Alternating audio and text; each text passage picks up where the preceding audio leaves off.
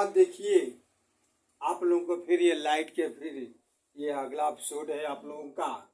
जैसे गोलीय दर्पण में वस्तु हो या प्रतिबिंब हो, उसका क्या चिन्ह होगा, क्या होगा, ये आप लोगों को उसके बारे में बता रहा हूं। जैसे देखिए ये आप लोगों का अवतल दर्पण है, देख रहे हैं ना। तो इस अवतल दर्पण में हमेशा आप लोग जानते हैं कि ये जो फोकस केंद्र और वक्रता केंद्र, तो जैसे ये मान लीजिए कि यह आप लोगों का यह वृत्त है, ये खोखला कांच का ये सेल है। अब जिसका केंद्र ये है, मैं आप लोगों को पिछले एपिसोड में बताया हूं। तो इस केंद्र को हम सी बोलते हैं और इसके बीच की जो दूरी होती है, इसमें ये एफ होता है। तो लगभग ये देखिए इधर से काट दिया तो इधर पॉलिश कर देंगे तो ये अवतल दर्पण बनेगा, और इधर से इसको काट दिया ऐसे और इधर से पॉलिश कर दिया तो उत्तल दर्पण बन जाएगा।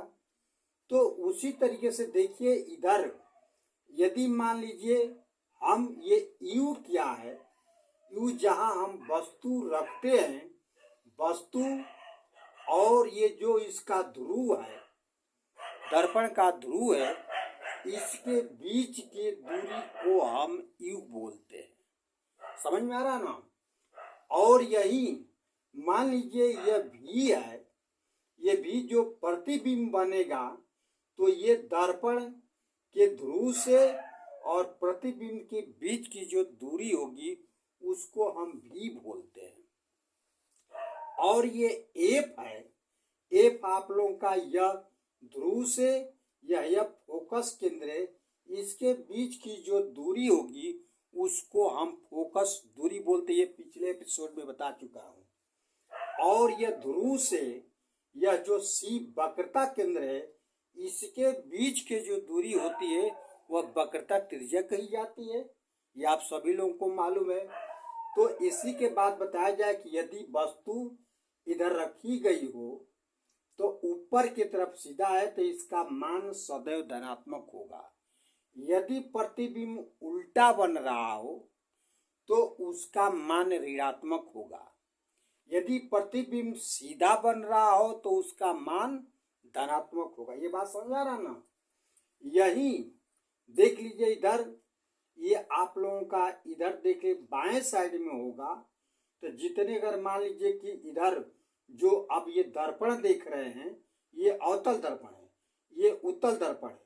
तो अवतल दर्पण में जो भी प्रतिबिंब बनता है, मैं आप लोगों को बताऊं पिछले एपिसोड में, कि वास्तविक बनता है और उत्तल में आभासी बनता है। तो जब इधर होगा तो यू सदैव ऋणात्मक होगा और ये भी जो होगा वो भी क्या होगा, ऋणात्मक होगा। अब यही तुम लोगों का ये उत्तल दर्पण में होगा तो यू आप लोगों का ऋणात्मक होगा और प्रतिबिंब इधर बनेगा तो वह सदैव क्या होगा, धनात्मक होगा।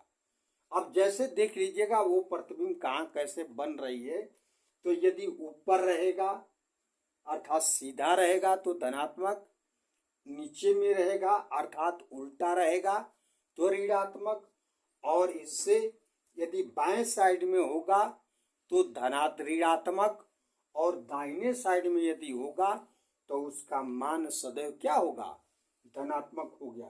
तो ये आप लोगों को सब ये किसका, ये यू का, भी का, स्मॉल एफ का और चाहे सी का कब कहाँ मान धनात्मक होगा कि ऋणात्मक होगा, आप लोगों को समझ में आ गया ना।